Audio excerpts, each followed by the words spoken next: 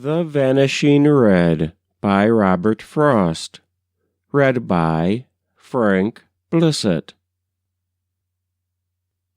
He is said to have been the last red man in Acton, and the miller is said to have laughed, if you like to call such a sound a laugh.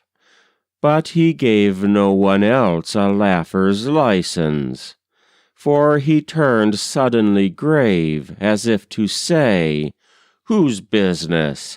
If I take it on myself, whose business?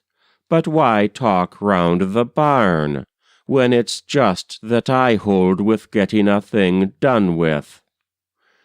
You can't get back and see it as he saw it. It's too long a story to go into now. You'd have to have been there and lived it. Then you wouldn't have looked on it as just a matter of who began it between the two races." Some guttural exclamation of surprise the red man gave in poking about the mill over the great big thumping shuffling millstone disgusted the miller physically as coming from one who had no right to be heard from. "Come, John," he said, "you want to see the wheel pit?"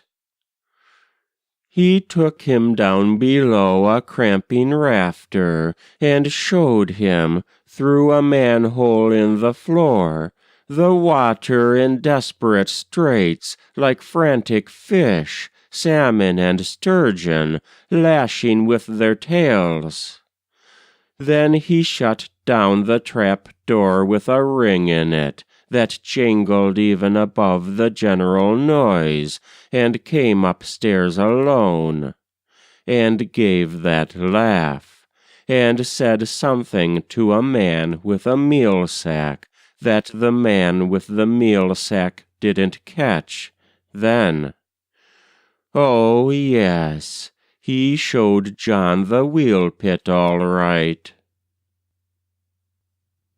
That was The Vanishing Red by Robert Frost.